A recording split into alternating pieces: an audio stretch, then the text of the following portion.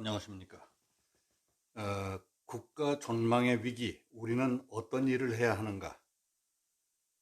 요즘 사태를 보도하는 방송에 심각한 편성을 보고 느낀 점을 말씀드리겠습니다.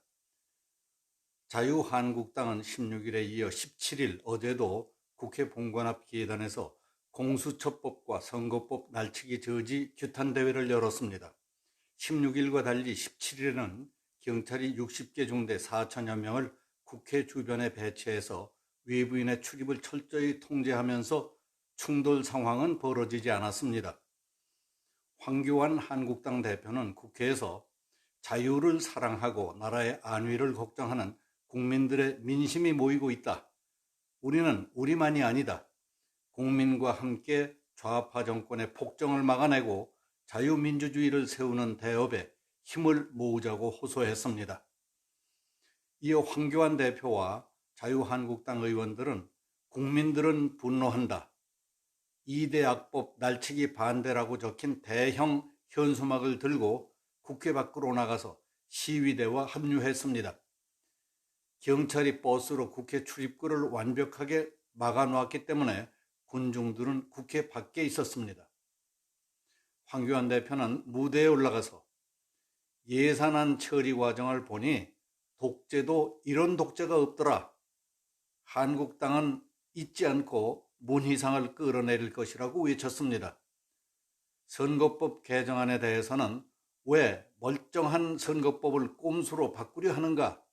이는 우리 국민의 신성한 투표권을 훔치려는 것이고 표를 도둑질하려는 것이라고 지적했습니다. 공수처법과 관련해 공수처가 생기면 문재인 정권의 3대 국정농단 게이트를 다 막아서 수사할 수 없을 것이다. 패스트트랙 법안의 공통점은 좌파 독재로 가는 것이라고 얘기했습니다. 그러나 16일 국회가 열리지 못했던 것은 국민의 힘이 막은 것이라면서 한국당은 힘이 약하지만 국민과 함께라면 막을 수 있다고 했습니다. 초겨울 추위를 무릅쓰고 여의도 국회의사당 주변에서 연일 벌어지고 있는 자유한국당의 대규모 규탄 대회와 점점 열도를 더해가는 애국 시민들의 적극적인 호응에 대해서 정부, 여당, 국회, 지상파 방송들이 심상치 않은 움직임을 보이기 시작했다는 점에 유의할 필요가 있습니다. 지난 16일 국회에서는 외곽 출입문을 봉쇄하고 출입 통제를 하려다가 시위대와 경찰의 충돌과 소란이 있었습니다. 어렵게 국회 경내로 들어간 군중들 가운데 일부는 더불어민주당과 4+1 협의체를 이루고 있는 군소정당 쪽으로 가서 거세게 항의했고 언쟁과 소란이 있었습니다. 거기에 대해서 보인 여당 측의 반응이 가관이었습니다. 정의당 대변인은 한국당 당원과 극우 세력들이 폭력을 행사했다. 따귀를 맞은 사람도 있고 욕설을 퍼붓고 침을 뱉기도 했다고 주장했습니다.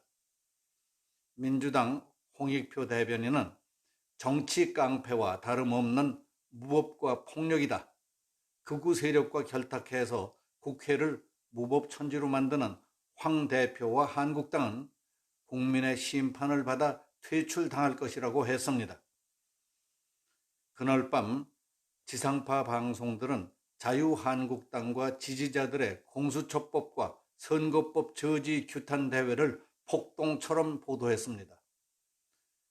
반헌법적, 반민주적 악법을 저지하기 위한 애국 행동은 싹 무시하고 극우 세력, 폭력 행사, 정치 깡패, 무법천지라는 식의 집권당의 시각으로 뉴스를 도배질했습니다.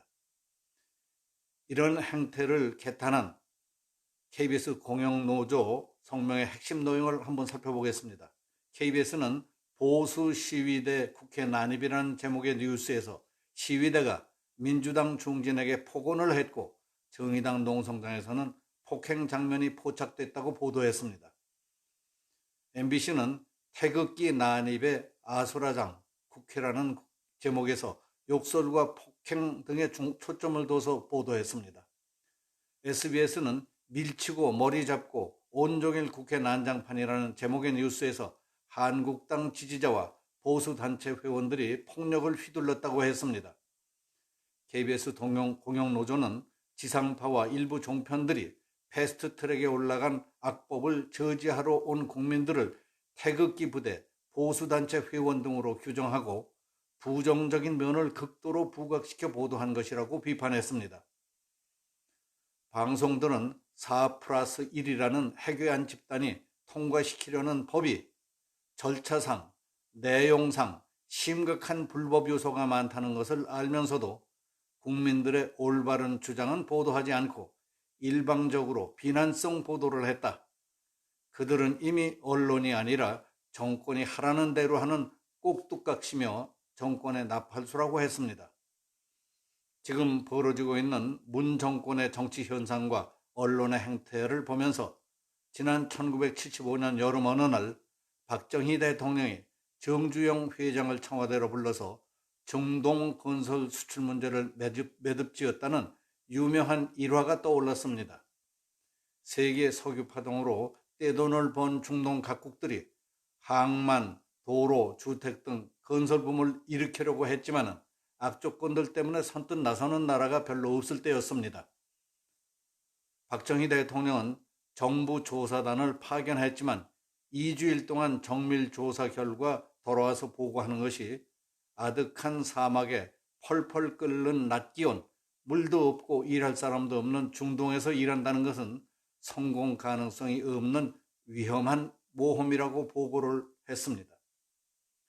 박 대통령은 거기서 포기하지 않고 즉각 정주영 회장을 청와대로 불러 상황을 자세히 설명해 주면서 검토해달라, 정 회장도 안 된다고 하면 나도 포기하겠다고 당부했습니다.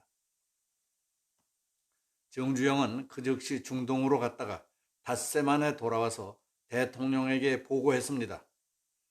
각하, 지성이면 감천이라고 하늘이 우리나라를 도운 것 같습니다.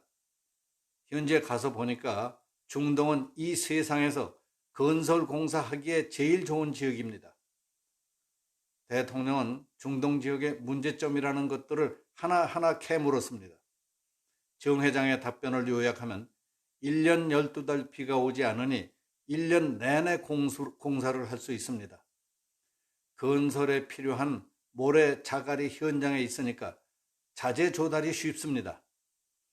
물은 어디서든 실어오면 됩니다. 50도나 되는 뜨거운 낮에는 천막을 치고 자고 밤에 시원해지면 그때 일을 하면 됩니다. 정주영 회장의 설명을 들은 뒤 박정희 대통령은 부저를 눌러 비서실장을 불렀습니다.